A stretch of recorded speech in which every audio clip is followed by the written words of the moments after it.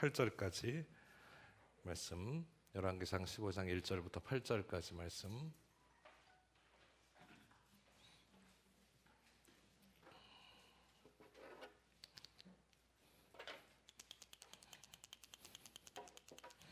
자, 우리 한 절씩 기도하겠습니다. 느밧의 아들 여로보암 왕 18째 해에 아비암이 유다 왕이 되고 예루살렘에서 3년 동안 다스리니라. 그의 어머니 이름은 마아가요 아비살롬의 딸이라. 아비암이 그의 아버지가 이미 행한 모든 죄를 행하고 그의 마음이 그의 조상 다윗의 마음과 같지 아니하여 그의 하나님 여호와 앞에 온전하지 못하였으나 그의 하나님 여호와께서 다윗을 위하여 예루살렘에서 그에게 큰 뿔을 주시되 그의 아들에서 귀를 있게 하사 예루살렘을 견고하게 하셨으니 이는 다윗이 햇사람 우리아의 일 외에는 평생에 여호와 보시기에 정직하게 행하고 자기에게 명령하신 모든 일을 어기지 아니하였음이라.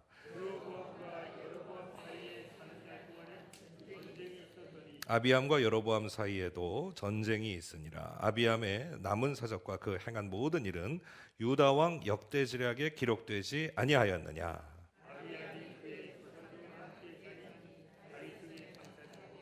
그 아들 아사가 대신하여 왕이 되니라. 할렐루야. 여러분 반갑습니다. 환영합니다. 이 비오는 우중에도 하나님 말씀 들으러 예배하기 위하여 나오신 여러분들을 주의 이름으로 축복합니다. 어떤 분이 오늘 비 오는데 교회 안 가도 되겠네요 그러시던데 오신 줄로 믿습니다. 그래서 내가 하나님 말씀 들으러 오십시오. 오늘 엘리야를 공부할 겁니다. 그리고선 함께 이렇게 교제했습니다. 자, 예습이라는 게 뭐예요? 성경을 미리 읽어오신 오셨어요? 이 성경을 15장 16장 읽으면서 어떤 느낌이? 굉장히 복잡하고 정신없다 이런 느낌 받으셨어요? 이게 무슨 말인지, 이게 도대체 이게 뭔 얘기인지, 지금 어떤 얘기인지. 이 성경을 처음 대답하시는 분은 공부하신 줄로 믿습니다. 근데 대답도 안 하시는 분은 그것도 안 해온 거야. 근데 정신없습니다. 한마디로 정신없습니다. 이 구조도 정신없고요. 또 내용도 정신없고 이게 도대체 어떤 의미일까를 생기는데 이게 쉬운 얘기가 아닙니다. 그런데 한 번만 설명을 들으면 또 이게 굉장히 재밌습니다. 그래서 여러분들에게 도움을 드리기 위해서 지금 성경을 공부하는 시간이니까 성경의 내용을 좀 알아야 되겠다. 하나님의 말씀의 내용을 좀 알아야 되겠다. 우리가 트리니티라고 하는 게 사실, 의미, 적용, 사실. 하나님 말씀이 표현하는 그 정확한 사실, 팩트가 뭐냐는 걸 알아야 되고 거기에 따른 의미가 뭐냐 우리가 배워야 되겠고, 그 다음에 제일 더 중요한 건 뭐예요? 우리의 삶 속에 적용해야 되겠다. 그 트리니티, 삼위일체의 성경 공부의 방식을 꼭 기억하시기를 바랍니다. 자, 열왕기상 15장을 가기 전에 다윗과 솔로몬의 시대를 언급하지 않을 수가 없죠. 이때 다윗 시대를 통일왕국 시대, 솔로몬 시대까지 통일왕국 시대를 말합니다. 근데 솔로몬의 시대가 끝나고 나서 나라가 분열되죠. 이쪽이 북쪽, 이쪽이 남쪽이에요. 지금 오늘 15장, 16장까지의 왕들의 열거한 내용들이 쭉 여기까지 나와 있는 내용들을 제가 적어놨습니다. 자, 북쪽 왕, 남쪽 왕 이렇게 나눠집니다. 자, 솔로몬의 아들은 누굴까요? 르호보암입니다. 그래서 솔로몬, 다윗의 왕조는 이렇게 유다, 남쪽 유다를 향해서 나아갑니다. 그걸 기억하시면 되고요. 자, 그러면 여로보암은 누구예요? 솔로몬 시대에 벌써 역심을 품고 저 애굽에 숨어 있다가 솔로몬이 죽고 나자 르호보암을 찾아가죠. 그래가지고 우리의 노역을 좀 줄여달라고 하는데 이 어리석은 르호보암이 그 제안을 거절하고선 솔로몬이 채찍으로 쳤다면 나는 뭘로 친다 그랬어요? 그런 건 잘 기억나, 희한하게, 그죠?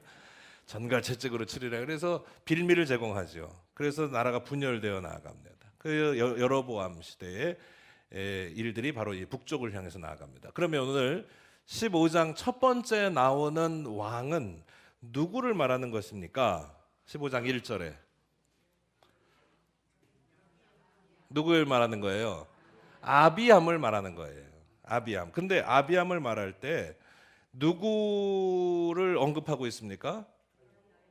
느밧의 아들 여로보암 왕 18째 해에. 그러니까 이 순서는 이렇게 되는데요.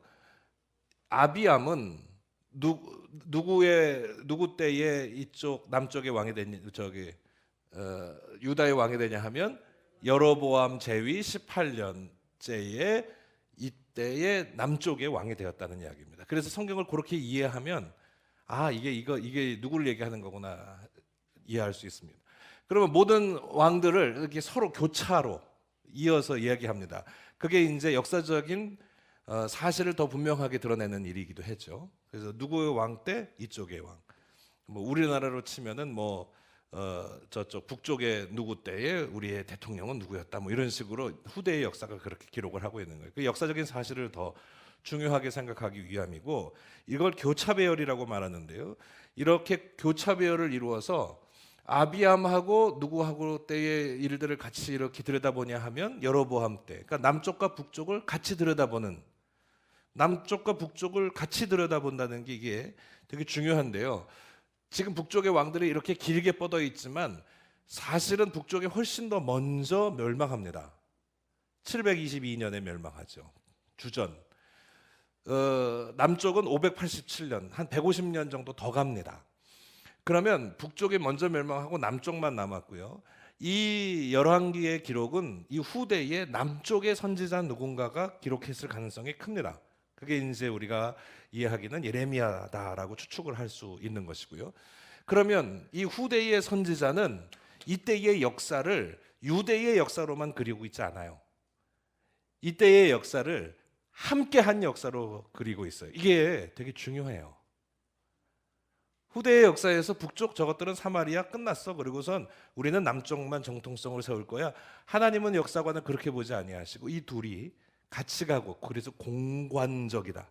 공관 같이 보는 함께하는 정리. 즉 말하자면 미워도 같은 운명 공동체다 이 말이에요.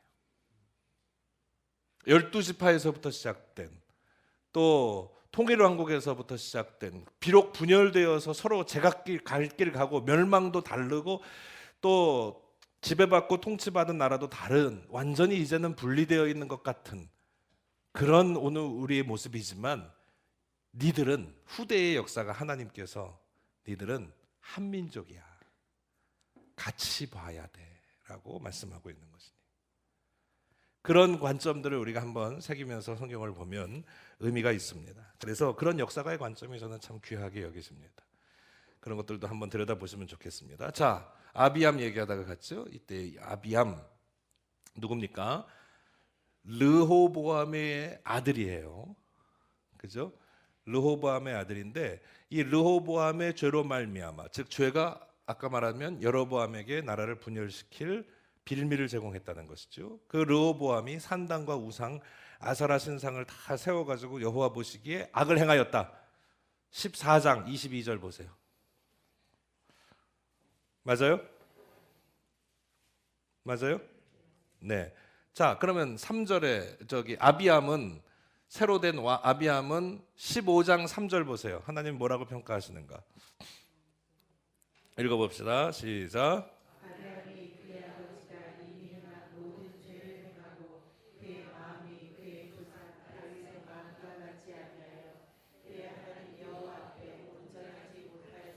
이게 하나님의 평가예요. 아비암 왕에 대한 르호보암과 같이 온전하지 못해 그 길로 행해 하나님 앞에 온전하지 못한 그의 모습을 다윗과 같은 길을 가지 않았던 아비암을 분명히 지적하고 있습니다. 그러니까 하나님께는 낙제점을 받은 왕이 틀림이 없습니다. 그런데 3절 끝에 보면요 문장이 온전하지 못하였다라고 끝나지 않고 못하였으나 그러나 but 그럼 뭔가 반전이 있는 거죠. 4절 읽어봅시다. 시작.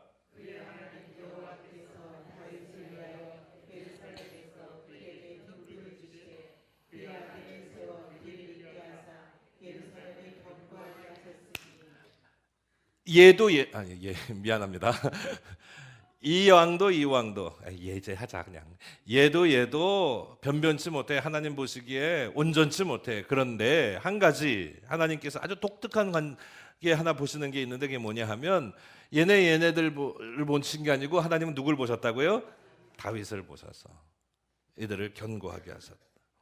다윗과의 언약을 하나님 생각하셨다는 것입니다. 그래서 그들의 대를 끊지 아니하시고 비록 악을 행하였지만 하나님께서 신실하신 약속을 행하셨다는 것을 분명히 기록하고 있습니다. 즉 말하자면 한 사람 신앙인의 신실한 믿음이 이 후대에, 이때까지가 다윗 지나고 나서 한 60년 정도 지날 때예요. 그럼에도 불구하고 하나님께서는 당신의 언약과 약속의 신실하심을 지켜가시는 것을 볼 수가 있습니다. 한 사람의 믿음이 되게 중요합니다. 이삭이 누구 때문에 복을 받아요? 이삭이 누구 때문에 그렇게 큰 복을 받아요? 아브라함이에요. 야곱도 마찬가지고 요셉도 마찬가지고 그 부친 그 아버지의 신앙과 믿음을 잘 이어서 그들로 말미암아 하나님의 은총과 축복이 임합니다. 여러분의 믿음이 하나님 앞에 온전하게 서서 후대에까지 이르는 하나님의 신실한 언약의 약속을 이루어가게 되시기를 축복합니다. 이 이야기들은 되게 비극적인 이야기들로 끝납니다. 다 대부분 오늘 이야기가 정신없어요. 그럼에도 불구하고 하나님께서 그 안에서 신명기적인 역사관을 우리에게 다시 한번 주시고 있는 거예요. 믿음으로 하나님 앞에 신실하게 섰던 너에게 하나님 약속을 이루어 가신다라고 하는 뜻입니다. 오늘 말씀에 이렇게 봅시다. 이제 보면 7절에 있는 말씀해 보세요. 아비암과 여로보암 사이에, 이때가 둘이 같이 가는 시대라고 그랬어요. 그죠? 이 시대에 전쟁이 있었고요. 아비암의 남은 사적과 그 행한 모든 일은 유다 왕 역사지략에 기록됐다는 말이죠. 이 모든 일의 기록이 유다 왕 역사지략에, 즉 말하자면 유다 왕의 왕조 기록에 다 기록되어 있다는 말입니다. 그런데 오늘 이 열왕기서를 짓는 이 저자는, 선지자 예레미야는 그런 왕들의 평가에는 전혀 관심이 없어요. 정치적으로, 군사적으로, 경제적으로 어떤 업적을 남겼느냐, 어떤 위대한 일을 했느냐, 어떤 실정을 했느냐, 잘한 일이 있느냐, 전혀 관심 없어요. 오직 이 후대의 기록으로 보았을 때, 이 끝의 기록으로 보았을 때 뭐에만 관심이 있냐면 아비암이 하나님 앞에 어떤 사람이었느냐,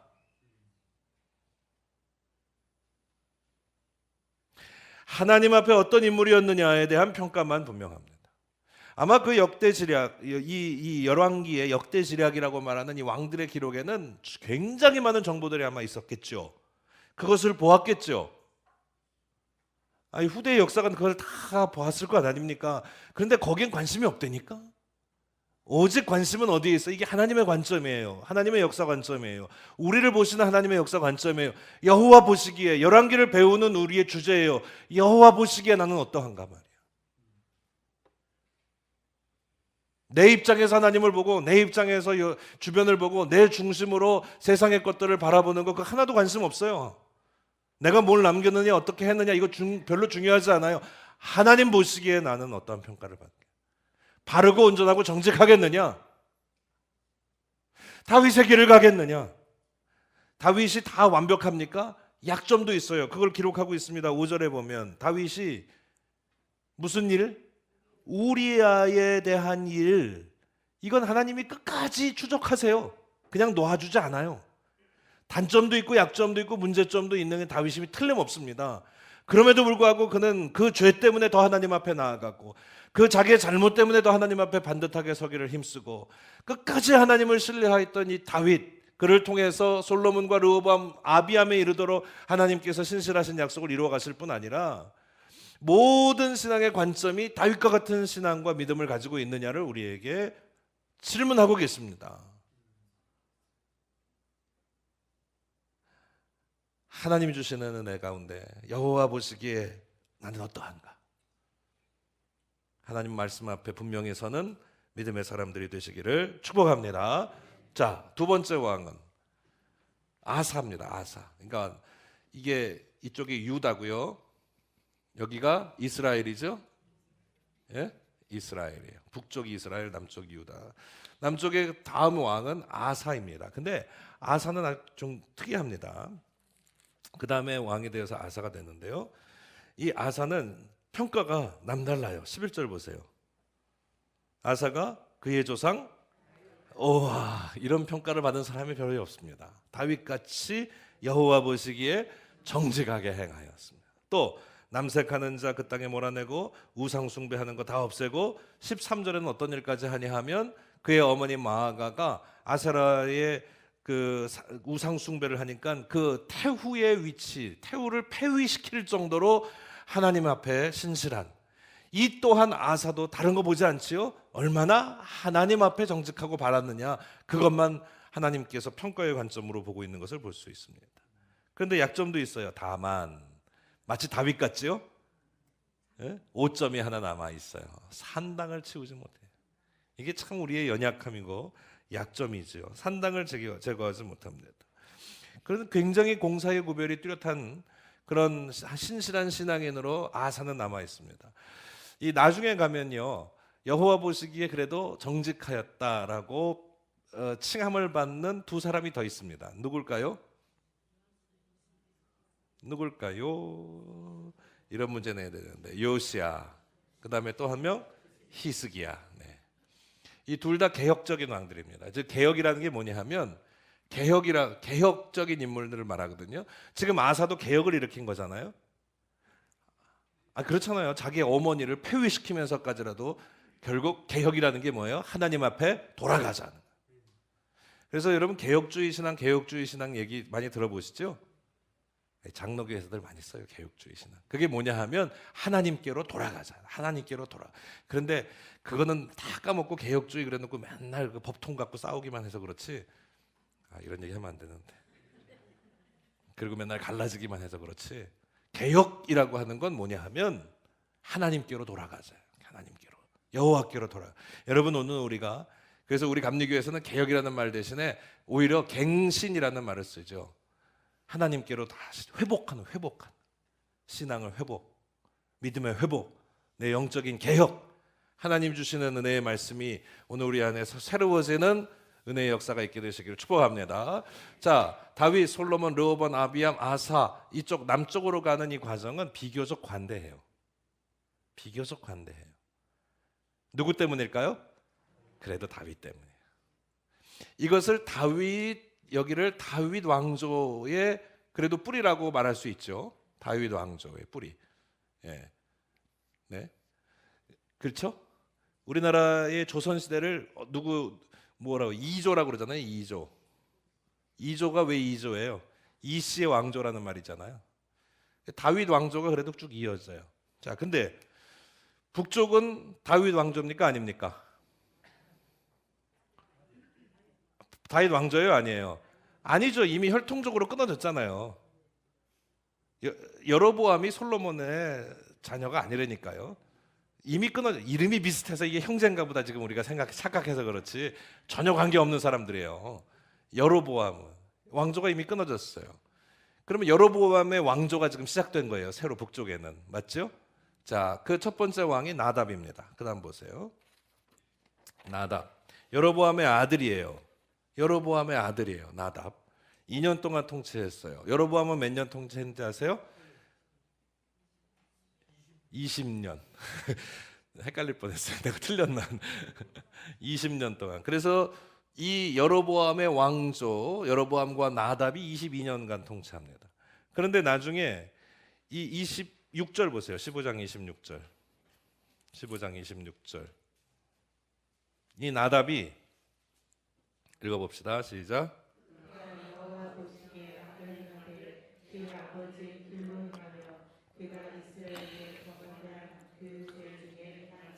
네, 나답이 여호와 보시기에 악을 행했어요. 자, 이 모든 왕들, 여기는 아사만 빼놓고 여기에 기록된 모든 왕들의 공통적인 하나의 기록이 뭐냐면 여호와 보시기에 악을 행하였다는 건 공통적이에요. 그러니까 여호와 보시기에, 하나님 보시기에 우리는 어떠한가, 그 질문 자꾸 해야 돼요. 그런데 나답 여기 넘어가는 이쪽 위쪽 북쪽의 이 왕들에게는 한 가지 더 공통점이 있어요. 요들끼리 뭐냐 하면 다 누구의 길을 갔다? 여로보암의 길을 갔다. 지금 26절에 여로보암의 길을 갔다는 말이 있어요? 그 아버지의 길로 갔다. 그게 바로 누구예요? 여로보암의. 예외 없어요. 바사도 여로보암의 길로 갔다. 엘라도 시므이도 오므리도 아합도 다 예외 없어요. 여로보암의 길로 갔다. 그러면 이 여로보암은 다윗의 열조예요, 아니에요? 아니에요. 끊어졌다 그랬죠, 여기서. 그러니 하나님께서 정통성을 두는 신앙의 정통성, 전적인 신앙의 입장에서 보는 이 이스라엘 역사의 정통성은 다윗에게 있어요. 맞죠? 이 길로 가면 안 돼. 여로보암의 길로. 여로보암이 무슨 일 했습니까? 지난 시간에 잠깐 배웠는데요. 여로보암이 행한 가장 악한 일 뭐예요? 송아지, 금, 송아지 몇 개 만들었어요? 2개 만들었어요. 어디다 놨어요? 단하고 베델에 놓고 거기다가 우상 숭배하게 했죠. 하나님 보시기에 극히 악한 일들을 시작한 여로보암, 우상 숭배하는 그 길로 갔던 모든 열조의 모습들을 그대로 고발하고 있습니다. 그래서 오늘 이 열왕기서 북쪽을 이야기하는 오늘 15장 16장에서의 후대 기록의 고발은 바로 이런 여로보암의 길을 가면 아무리 니들이 똑똑하고 잘나고 열왕기 기록에, 역대 기록에, 이스라엘 왕의 기록에 얼마나 큰 일들을 했는지 모르지만 그거 하나님 보시기에 다 쓸모없다. 여호와 보시기에 그건 악한 일이다. 그 결국 망할 수밖에 없다 하는 것을 분명하게 교훈하고 있다는 사실을 기억하시기를 바랍니다. 자, 나답 2년 다스리다가 어떻게 됐냐 하면 암살당해요. 그 다음에 누가 왕이 되냐 하면 바사. 그러면 여기서 벌써 왕조가 끊어진 거예요. 여로보암의 아들이 끊어졌어요. 그리고 암살당해서 바사라고 하는 새로운 인물이 지가 왕이래요. 이 바사는 24년간 통치하는데 그 역시 누구의 길을 갔다고 말합니까? 맞아요. 여로보암의 길을 갔다고 말합니다. 그리고선 이 바사도 24년간 통치하고 16장으로 넘어갑니다. 뭐 여호와 보시기에 악을 행하였다는 것은 뭐 다 공통적인 의견이고요. 16장으로 가면 누가 왕이 되냐 하면 누구요? 엘라. 8절로 가보세요. 8절. 유다 왕 아사의 시대에 누가 왕이 돼요? 북쪽에서는 엘라. 누구의 아들? 바사의 아들 엘라가. 그러니까 바사가 24년 통치하고 엘라에게 왕권을 주기는 해요. 근데 이 엘라는 왕이 되고 나서 2년 동안밖에는 다스리지 못해요. 그리고 어떻게 되냐 하면 술 취해 해롱거리다가 죽어요. 그 다음 절에 보세요. 그죠? 왕국 맡은 자, 국내 대신에 집에 가가지고 술 먹고 해롱거리다가 시므리가 모반해서 시므리에게 암살당해요. 여기도 암살이야. 그래서 여기도 왕조가 끝나. 또 새로운 왕조가 일어나는 거죠. 시므리가 아니고 리죠. 시므리 왕조가 시므리에게 죽습니다. 그러면 이 시므리는 또 어떤 이냐? 시므리는 얼마 동안 다스렸는지 아세요? 왕이 된지? 시므리는 7일밖에는 다스리지 못해요. 그러니까 엘라를 암살하고 지가 내가 왕이네 그리고 등장했다가 7일 만에 어떤 결과가 났냐 하면 그 다음 왕이 오므리예요. 이 오므리의 왕조는 기억할 만해요. 오므리의 왕조는 좀 꽤나 가요. 오므리의 왕조는 아합과 함께 이렇게 쭉 지나가는 오므리의 왕조는 좀 기억할 만한데 시므리는 7일 만에 오므리가 반역을 일으켜가지고 막 일어서는 걸 보고 자기 성읍을 보면서 자기 궁정을 불태우고선 자살해요. 그 얼마나 불행한 역사들이 지금 이어지고 있습니까? 근데 7일 동안 다스렸던 시므리조차도 하나님께서 뭐라고 얘기하시냐 하면 그게 어디 나옵니까? 19절 16장 19절 보세요. 이는 그가 여호와 보시기에 악을 행하여 범죄하였기 때문이다. 아니 7일 동안에 뭐를 잘못했으면 얼마나 잘못했겠어요. 근데 왕위에 올라서 행한 잘못만을 말하는 게 아니고 그가 평소에부터 마음 먹고 행하였던 모든 잘못 그리고 이런 역사적인 반역 사건들이 여호와 보시기에 옳지 못하였다는 것을 분명하게 이야기하고 있는 것을 볼 수가 있습니다. 그래서 이스라엘 왕은 오므리가 되지요. 근데 오므리는 특별하게 그 악함은 더해요. 악함은 더해요. 근데 하나 특이한 점이 하나 있습니다. 수도를 어디로 옮기냐 하면 오므리가 수도를 어디로 옮겨요? 24절에 보세요. 어디로 옮겨요? 사마리아로 수도를 옮겨요. 그래서 수도를 천도하고 이 오므리의 왕조를 굉장히 강하게 합니다. 견고하게 합니다. 그래서 왕권을 굉장히 강화를 시켜 놓습니다. 이전의 왕들이 막 암살당하고 혼자 죽고 이렇게 하고 끝난 거에 비하면 오므리의 왕조는 굉장히 강건합니다. 그 증거가 어디 나와요? 뒤에 보면 아합 때까지도 가뭄이 있고 큰 어려움이 있음에도 불구하고 이 왕조가 계속되어지는 것으로 보아서는 이 오므리가 아합 이어서 가는 이 왕조가 얼마나 강력한 왕권을 행사하고 있었는지를 우리에게 반증해서 보여주고 있습니다. 그런데 하나님은 그건 전혀 관심 없죠? 얼마나 나라를 튼튼하게 세웠느냐, 잘 힘있게 만들었느냐, 이거 별로 관심 없어요. 하나님 뭐에만 관심이 있다고요? 여호와 보시기에 네가 어떠했느냐. 근데 오므리에 대해서는 그 이전 왕들보다 더욱 악을 행하였다라고. 아합에 가서는 뭐라고 얘기하시는 건지 아세요? 그 앞에보다 더욱 악을 행하였다라고. 사마리아로 천도해서 오므리가 다스리고요. 그 다음에 그 아들인 아합이 등장합니다. 아합은 유명한 왕비를 기억할 수밖에 없죠. 누구예요? 이세벨. 우상 숭배한 여인 이세벨. 바알과 또 아세라의 신전과 제단을 쌓고 아주 우상 숭배에 극심했던 왕이 바로 아합, 그리고 왕비가 이세벨. 그의 왕조는 상당히 튼튼했던 것 같습니다. 힘이 있었던 것 같아요. 그럼에도 불구하고 하나님 보시기에 이들은 악한 중에서도 더 악한 그런 모습들로 평가되고 있는 것을 볼 수가 있습니다. 그래서 17장으로 가면 드디어 누가 등장하냐 하면 엘리야가 등장합니다. 우리가 공부하는 책은 열왕기입니다. 왕들의 이야기를 열왕기라고 말하죠. 그런데 열왕기에서 주인공은 누구냐 하면 엘리야. 열왕기 상의 주인공은 엘리야.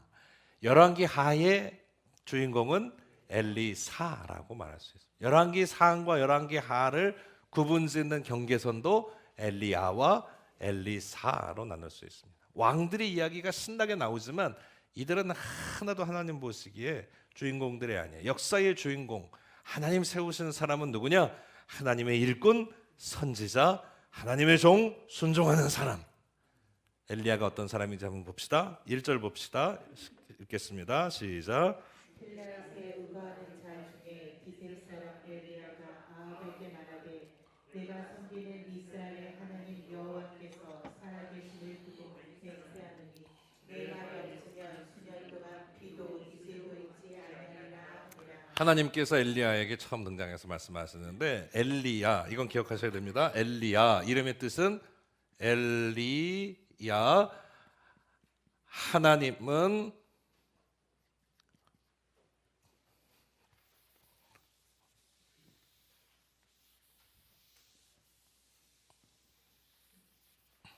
하나님은 야훼이시다.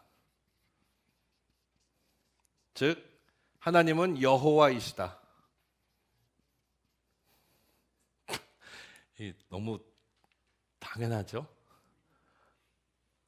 엘리야훼라고 쓰는 그 뜻이 바로 그거예요. 엘리 하나님은 야훼이시다. 하나님은 여호와이시다.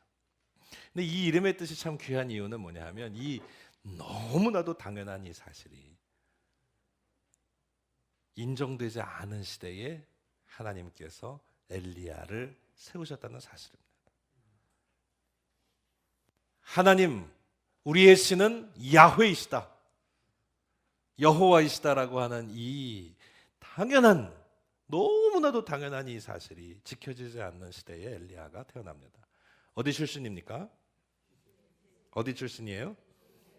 길르앗에 우거하는, 길르앗의 거처를 삼았던. 그래서 학자들의 이야기에 따르면 우거했다라고 하는 표현이 잠시 거기 머물렀다라고 하는 표현. 왜냐하면 엘리야가 여러 곳에 머물렀잖아요.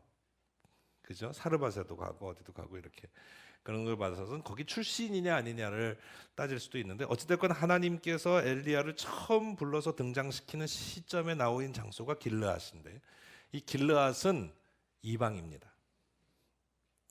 즉 말하자면 이스라엘의 지금 정치의 중심지 예루살렘 혹은 아까 수도가 옮겨진 사마리아 지역과 인근의 출신이 아니라 혹은 힘 있는 지파, 즉 말하자면 에브라임 지파, 또 왕이 돼 배출해 나가는 이사갈 지파, 이런 지파들의 출신이 아니라 이스라엘의 변방의 한쪽에 있었던 그쪽의 사람 엘리야, 하나님께서 택하셔서 누구에게 찾아가게 하시냐 하면 아합에게 찾아가서 이 땅에 가뭄이 있을 것을 예고하고 있습니다.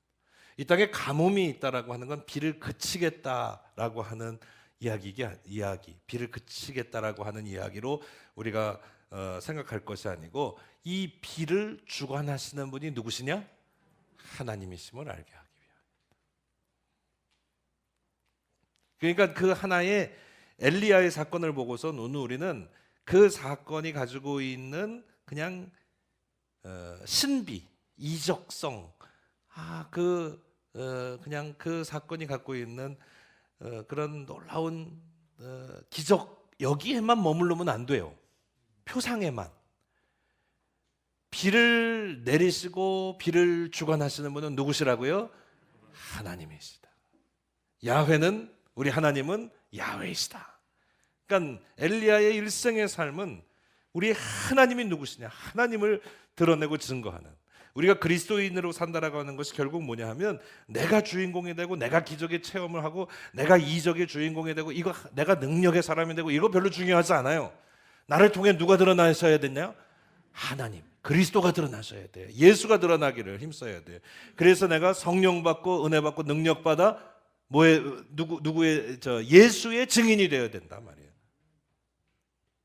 그게 오늘 우리에게 굉장히 중요한 주제입니다. 자, 근데 비를 다루시는 데는 이유가 있어요. 당시 누구를 섬겼냐 하면 아합 왕 시대죠. 아합과 그의 부인은 이세벨. 뭘 섬겼어요? 바알과 아세라. 아세라는 좀 덜한데 바알은 농경신이에요. 풍요의 신이죠. 풍요의 신, 가나안 땅에 그 지역에 있었던 우상의 대표적인 주자가 바로 바알입니다. 근데 이 바알을 버리지를 못해요. 송아지를 버리지를 못한다니까. 그래서 아까 여로보암도 지난주에 배웠잖아요. 뭘 만들어요? 이게 하나님이다 그러고선 금송아지를 만든. 가나안 땅으로 가는 이스라엘 백성들이 모세는 하나님 만나기 위하여 말씀 받기 위하여 저 시내산에 올라가서 40일 금식하고 기도하고 있는데 밑에서는 뭘 만들어요? 그 송아지를 버리지를 못해. 이 바알이 상징하는 바가 뭔지 아세요? 그냥 한마디로 말하면 돈이에요. 물질이에요.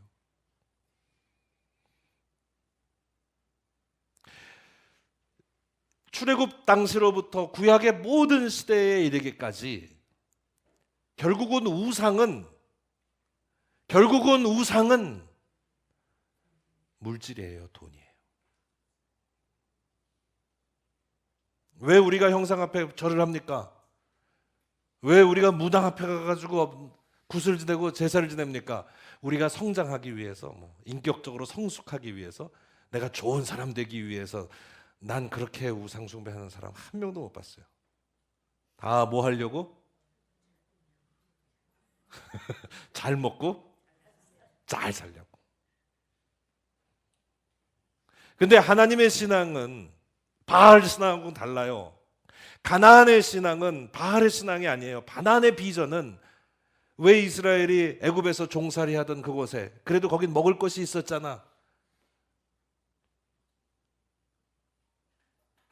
그 종살이에서부터 벗어나서 그렇게 죽을 고생을 해서 저 가나안 땅으로 가게 하신 가나안의 비전은 늘 얘기했지만 예배의 비전이에요. 하나님을 잘 섬기는 거. 여기에 우리가 아멘으로 동의됐으면 좋겠습니다. 하나님을 잘 섬기는 거. 그러면 하나님께서, 그게 신명기의 약속이죠. 그러면 하나님께서 내가 너희의 모든 것을 책임져 주겠다. 너희들 자녀들까지라도 내가 복을 주겠다. 그거를 앞세우지 못하고 항상 눈앞에 보이는 물질, 돈을 앞세워. 그게 바알 신앙. 하나님의 자리를 대체해요. 하나님의 자리를 대체.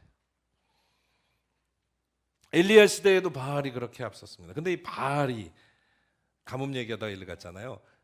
왜 바알이 농경신이에요. 농경신이라면 제일 중요한 게 뭐예요? 풍요하고 아주 수확을 많이 거두고 배불리 먹고 송아지가 막 그냥 기름진 밭을 막 일구고 막 그런 거 아닙니까? 막 그러려면 제일 필요한 게 뭔지 아세요? 물, 비. 바알이 주관하는 거는 그래서 비예요. 비만 오면 지금도 그렇잖아요. 이스라엘 땅에 보면 그 이스라엘 갔다 온 청년 없네. 그 집단 농장 키부츠 같은 거를 하거든요. 근데 이스라엘이 비 안 오는 척박한 땅인데도 거기에다가 물만 뿌리면은 옥토가 된다는 거 아닙니까? 워낙 미네랄이 풍부하고 그래가지고요. 그래서 이스라엘 자몽 이런 거 드셔보셨어요? 이따만 해요, 자몽이. 거짓말인 것 같아서 진짜 이만해요. 얼굴만 해요. 내 얼굴만 해요. 상상하지 마. 괜히 또 여기다 비춰보고 상상하지 마시고. 비만 오면 끝내주는 땅이에요. 비가 안 오지. 근데 엘리야를 통해서 하나님께서 딱 끝이게 하신 게 뭐예요? 이 비를 주관하시는 분은 바알이 아니라 여호와 하나님이시다. 가뭄을 선포합니다. 그리고 그 가뭄이 왔다는 것은 바로 바알의 무능. 니들이 섬기는 이 바알이 얼마나 무능하고 얼마나 쓸데없는 것인가를 분명하게 지적하기 위하십니다.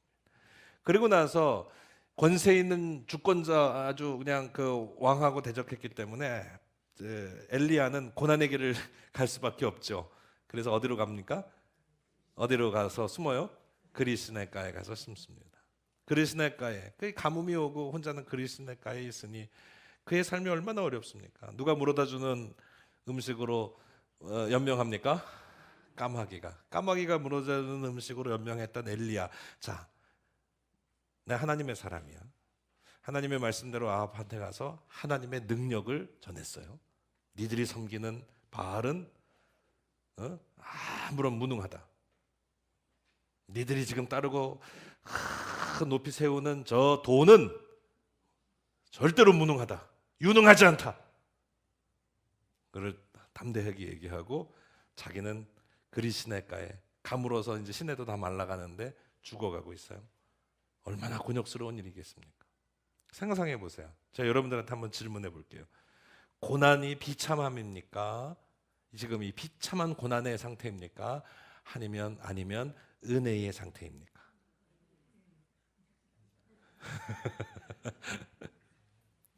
비참해요? 처량해요? 참담해요? 어떤가요? 은혜예요. 묵상해 보시길 바랍니다. 저는 객관적인 상황으로 보면은 참담하고 처참하고 처량합니다만 그 상황 속에 하나님께서 엘리야에게 누가 까마귀가 물어다 주는 음식을 통해서 먹는 그 상황이 우리가 처량하고 처참하다라고 느끼지 않고 이 또한 하나님의 귀한 은혜입니다. 왜 우리 하나님의 사람인데 하나님이 주시는 것으로 살 수 있는 것만으로도 은혜입니다. 어려운 질문을 제가 던졌습니다. 성경 공부는 좀 이렇게 어려운 질문을 고민하게 좀 해야죠. 두 번째 같은 질문인데요. 사르밧으로 갑니다. 그리스네가에 살다가 사르밧, 여기도 지명이 중요해요. 사르밧은 바알 신앙의 왜 글씨가 안 써지냐? 사르밧은 사렙다라고도 하잖아요. 나중에 성경에 보면 사르밧. 그래서 사르밧 과부, 사렙다 과부를 얘기도 하잖아요. 사르밧은 바알 신앙의 본거지나 마찬가지인 것입니다. 바알 신앙이 발원지, 본거지나 맡은 곳에 하나님께서 엘리야에게 사르밧으로 가라라고 말씀하시잖아요. 그거는 뭐냐 하면 엘리야를 통해서 지금 바알이 이 사르밧의 과부가 어떻게 지금 상황하고 있어요. 그 땅에 기근이 너무 심해서 떡 가루도 이제는 다 떨어져서 뭐라 그럽니까? 떡 한 덩이 해달라 했더니 그 여인이 뭐라 그래요? 내가 이거 먹고 아들하고 먹고 살려고 먹고 살려고가 아니고 먹고 아무 소망이 없다는 것을 말하죠. 아무 기대가 없다는 것을 말하죠.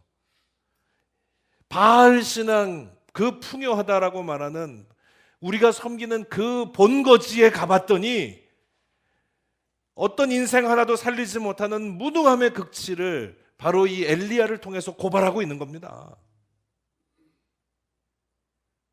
야 가봐라. 이 바알 신앙의 본거지라고 말하는 풍요의 땅이라고 저들이 그렇게 떠들면서 그렇게 섬기면서 그렇게 돈돈거리고 살아갔던 그 중심지에 가봤더니 먹고 살려고가 아니라 먹고 역설적인 상황 아닙니까? 아주 기가 막힌 표현이죠. 먹고 죽겠다. 먹고 힘을 내서 살겠다가 아니에요.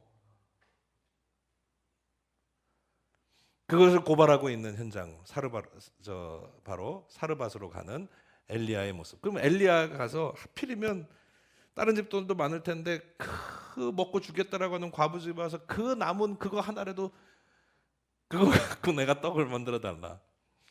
그렇게 해가지고 간신히 그 집에 가가지고 빌어먹고 사는 엘리야는 처참한 인생입니까? 아니면 하나님의 은혜의 삶입니까? 아까 같은 질문을 하고 있는 거예요.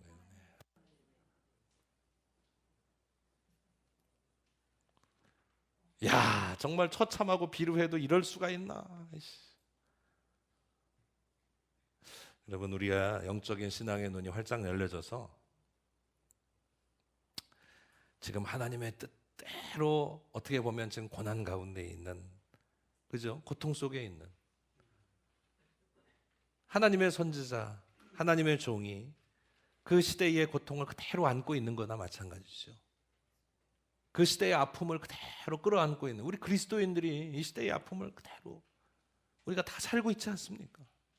오늘 우리가 정말 믿음대로 정말 하나님 말씀대로 순종해 가면서 우리의 삶이 참 처량하고 처참한 참 딱하고 불쌍한 인생이 아니라 하나님의 은혜로 하나님의 때를 기다리는 하나님의 능력을 오늘 우리가 살아갈 수 있도록 준비되어지고 끝까지 믿음으로 순종하는 은혜의 삶을 살아가기를 주의 이름으로 축복합니다. 엘리야에게 배우는 점은 그거예요. 불을 일으키고 나중에 막 비를 내리고. 근데 엘리야를 나중에 야고보서에 뭐라고 말합니까? 엘리야는 우리와 성정이 달라 같아요. 같다고 얘기해요. 근데 엘리야의 위대함과 능력은 하나님이 아합한테 가라 그러면 가고, 그리시네가로 가라 그러면 또 가고, 사르밧 과부한테 가서 떡 달라 해라 그러면 또 가고, 또 그러고 있다가 또 아합한테 가가지고 또 해라 그러면 또 말씀대로 하나님의 뜻대로 순종하며 살아가는 자들에게 비록 인간적인 모습을 보면 쉽지 않은 결정이었겠지만 그때마다 하나님의 은혜의 방편으로 도와주신다는 사실을 믿으시기를 바랍니다. 이 사르밧 과부, 오늘 우리가 어떻게 이렇게 딱한 집에 가가지고 떡을 달라 하니, 하지만 그 집이 어떻게 됩니까? 복을 받잖아요. 그 통에 가루가 떨어지지 아니하고 그 병에 기름이 마르지 아니하는 하나님의 은혜를 입잖아요. 우리가 예수의 믿음으로 말씀에 순종하며 나아가는 그곳에 하나님의 은혜가 언제나 함께 하심을 여러분 꼭 믿으시기를 바랍니다. 그 집에 아들을 살리잖아요. 그 아들이 죽어가는데 그 아들의 몸을 3번을 덮어서 그가 앉는 것은 이게 엘리야의 심정이라. 그게 엘리야의 심정이 목자의 심정이에요. 내가 내 생명을 이 아이에게 주더라도 그게 그 몸을 덮는다는 게 그런 내가 내 영을 이 아이에게 주더라도 이 아이가 살아났으면 좋겠다. 그리고 나서 이 사르반 여인이 뭐라고 얘기하는지 아세요? 17장 맨 마지막 절 한번 읽어봅시다. 천천히 시작. 여인이 엘리야에게 이르되 내가 이제야 당신은 하나님의 사람이시오 당신의 입에 있는 여호와의 말씀이 진실한 줄 아노라 하니라. 아멘. 이 바알의 본거지 사르밧의 여인에게 하나님이 누구신가를 스스로 고백해 하는 역사가 이 엘리야를 통해서 나타나고 하나님의 위대한 승리가 바로 지금 갈멜산에서 850명의 선지자들을 깨뜨려서 승리가 아니에요. 가장 연약한 이 여인 한 사람을 통해서 고백되어지는 여호와의 신앙. 여러분 오늘 우리가 엘리야의 능력을 가지고 살아간다고 해서 뭐 나가가지고 저 어디 무악산 꼭대기에 올라가가지고 여기 우상 숭배하는 자들 다 쓸어버린다고 하나님의 능력이 아니라 우리가 있는 현장 자리에 믿음대로 말씀대로 순종하고 하나님의 은혜를 끼치고 생명의 구원의 역사를 일으키고 그 사람으로 하여금 하나님 여호와께서 나의 하나님 되십니다. 여호와만이 참된 하나님이십니다. 우리 주님만이 나의 구주이십니다.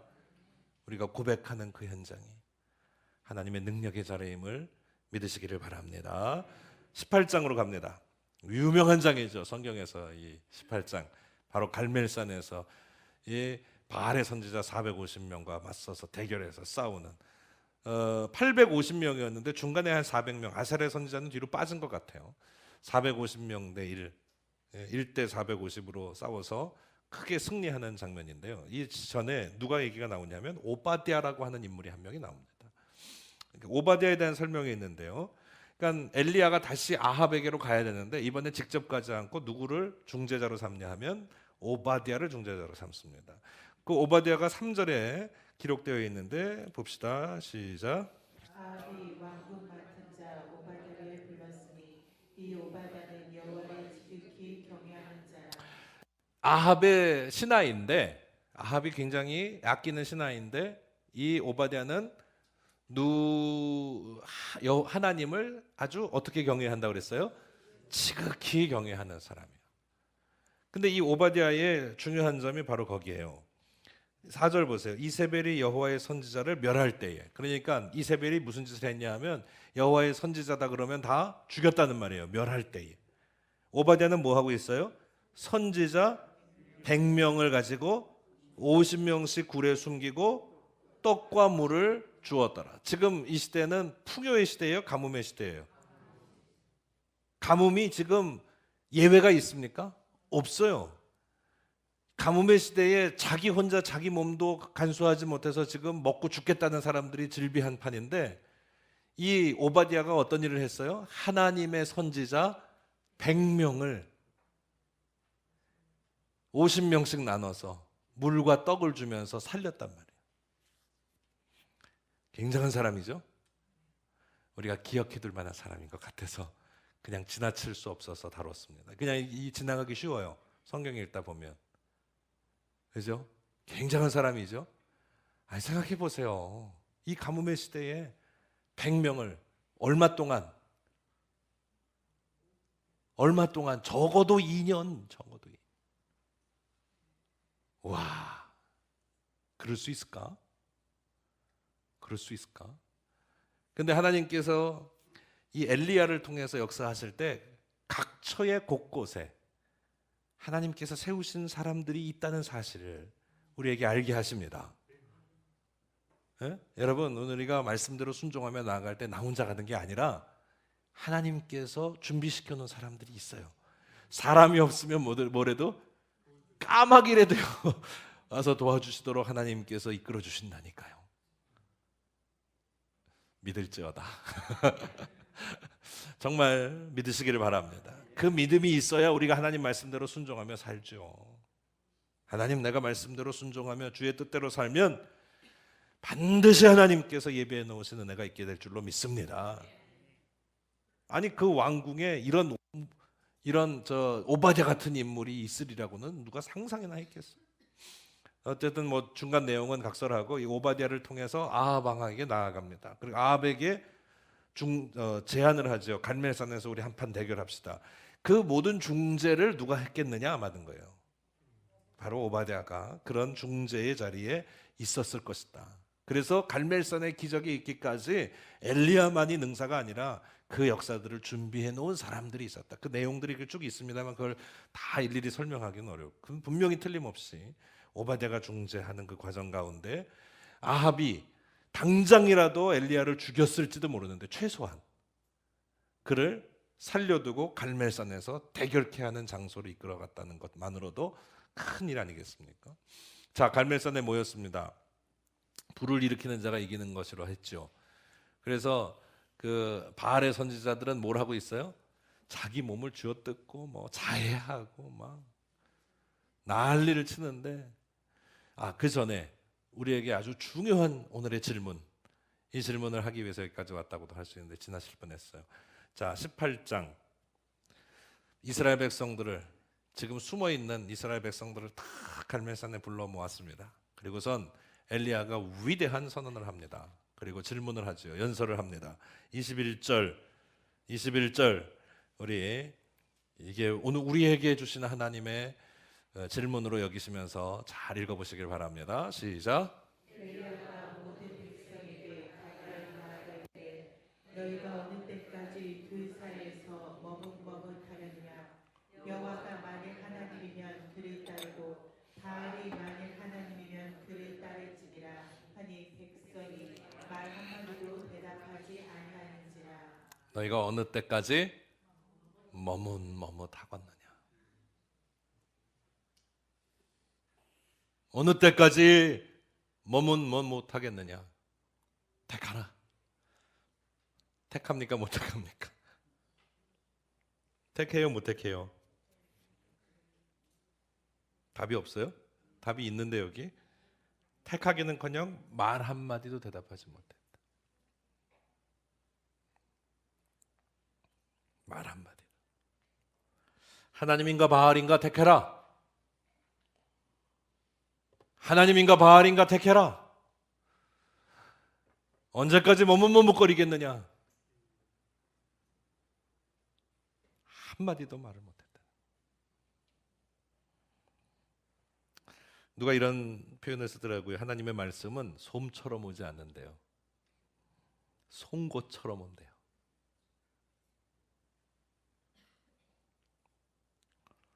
솜처럼 가볍게 폭신하게 하나님의 말씀이 맞으면 내가 얼마나 좋을까, 얼마나 따뜻할까.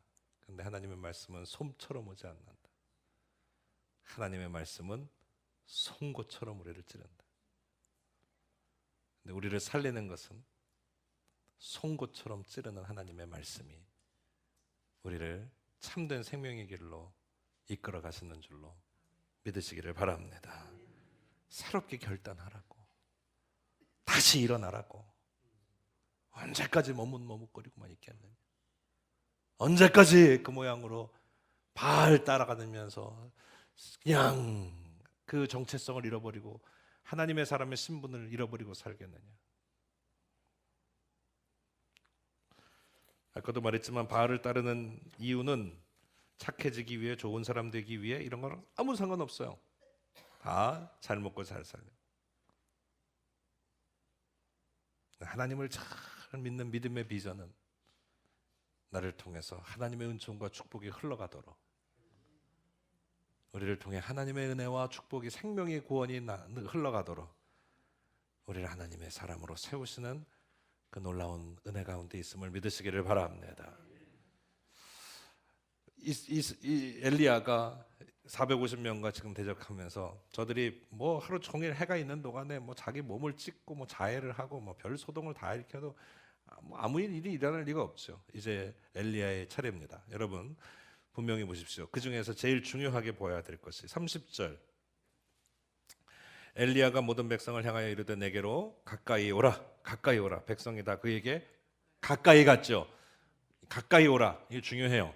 멀찌감치 구경하는 자가 되지 말라는 말이에요. 팔짱 끼고 앉아서 구경하는 자가 되지 말라는 말이에요. 너희들은 지금 하나님의 사람들로, 하나님의 일꾼들로, 하나님께서 부르신 사람들로 서 있어야지, 예배자로 서 있어야지 구경꾼으로 있을 사람들이 아니라는 것을 이야기하고 있어요. 이스라엘 백성들이 갈멜산에 왜 왔겠어요? 구경하러 왔겠죠. 좋은 구경 났대, 이야 희한한 구경 났대. 구경하러 왔는지 모르지만 엘리야는 저들을 구경꾼으로 만들지 않습니다. 이리로 가까이 오라. 너희들은 구경꾼이 되어서는 안 된다. 너희들은 하나님을 예배하는 자가 되어야 된다. 그 다음 뭐 해야죠? 재단을 수축해요. 수축했다는 것은 무너져 있다는 것을 말합니다. 무너져 있다는 것은 사실은 이 구분 경계가 좀 애매한데 여러분들이 나중에 문제 풀 때 그냥 이 성경의 순서대로 문제 푸시면 돼요. 답을 다 가르쳐주고 문제 나오니까.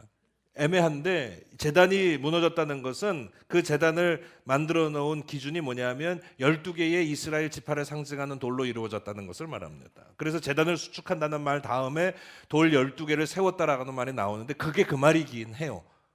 무슨 말인지 아시죠? 이스라엘 12지파의 신앙 공동체가 하나님의 뜻대로 세워진 이 이스라엘의 신앙 공동체가 바로 세워져야 된다는 것을 이야기하고 있습니다. 그 다음에 각을 뜬 송아지를 제단 위에 올려놓고 거기에다가 물을 붓고 도랑에 차도록 물을 붓고 그리고 하나님 앞에 기도합니다. 36절 저녁 소재 드릴 때에 이르러 선지자 엘리야가 나아가서 말하되 아브라함과 이삭과 이스라엘의 하나님 여호와여 주께서 이스라엘 중에서 하나님이신 것과 내가 주의 종인 것과 내가 주의 말씀대로 이 모든 일을 행하는 것을 오늘 알게 하옵소서. 그 다음에 여러분 우리 함께 기도하는 마음으로 읽어봅시다. 시작. 여호와여 내게 응답하옵소서. 내게 응답하옵소서. 이 백성에게 주 여호와는 하나님이신 것과 주는 그들의 마음을 되돌이키심을 알게 하옵소서. 아멘. 우리가 이런 기도를 하나님 앞에 드릴 수 있어서야 할 줄로 믿습니다. 하나님 우리에게 응답하여 주옵소서. 하나님 응답하여 주시옵소서. 뭐를 위해서? 주 여호와는 하나님이신 것과 주는 그들의 마음을 되돌이키셔서 이 땅에 하나님의 나라가 세워질 것을 믿습니다. 우리에게 성령의 불을 내려 주시옵소서. 맞습니까? 우리에게 불을 내려 주시옵소서. 불로 응답하여 주옵소서. 그 불이 붙는 현장에 오늘 우리가 말씀을 확인합니다. 38절 이에 여호와의 불이 내렸어요. 번제물과 나무와 돌과 흙을 태우고 또 도량의 물을 다 핥아 하나님의 역사를 간구하는 엘리야. 여러분 오늘 이 가운데 하나님의 불이, 성령의 불이, 은혜의 불이 임하게 되시기를 축복합니다. 엘리야는 순종의 사람, 하나님의 뜻대로 믿음대로 순종했을 때 하나님께서 역사하셨고 그 기도에 응답하셨고 하나님께서 이 패역한 시대에 그 왕들, 아까 왕들 얘기, 복잡한 왕들 얘기 봤잖아요. 그 가운데 하나님께서 이 시대의 주인공은 저들이 아니라 누구다? 엘리야. 바로 믿음으로 사는 너다. 이럴 때 좀 크게 아멘 하세요. 바로 믿음으로 사는 너다. 이 시대의 주인공은 바로 믿음으로 사는 나다. 말씀대로 순종하는 나다. 이 가운데 하나님의 역사가 일어나고 가는 곳마다 도움이 일어나고 물론 그 가운데 고난도 있지만 어려움도 있지만 오늘 로마서 8장의 새벽에 읽는데 하나님 이런 은혜를 우리에게 주시는데 우리가 고난을 담대하게 받고 그 고난에 참여하는 것은 장차받을 영광에 비하면 아무것도 아니라 그랬어요. 맞죠? 장차받을 영광에 비하면 아무것도 아니에요. 오늘 우리가 하나님의 자녀가 되었어. 양자가 되었어. 이제 우리가 그 고난에 참여하는 것은 그냥 죽으러 가는 길이 아니라 승리하러 가는 길이란 말이에요. 그래서 이게 은혜예요. 엘리야가 사르밧 과부의 집에 가서 떡을 얻어 먹든 그리스네가에서 까마귀에 공급해주는 물을 먹고 비참하게 살든 그게 죽으러 가는 길이 아니라 승리하러 가는 길이라니까요. 그 하나님께서 알려주신 은혜가 있게 되시기를 바랍니다. 하나님의 은혜에 승리하러 가는 길, 말씀대로 순종하며 하나님 위대한 승리의 길로 나아가는 엘리야와 같은 믿음의 삶의 축복이 우리 모두에게 함께 하시기를 예수님의 이름으로 축복합니다. 엘리야처럼 기도하기를 원합니다. 무릎 사이에 얼굴을 묻고, 그죠? 비 오기를 간구하였던 엘리야의 기도에 하나님께서 또한 응답하셔서 그 비를 내려주시듯 우리에게도 은혜의 단비로 성령의 불로 때를 따라 하나님의 것으로 응답하시는 놀라운 역사와 은혜가 함께 하시기를 예수의 이름으로 축복합니다. 기도합시다. 전능하신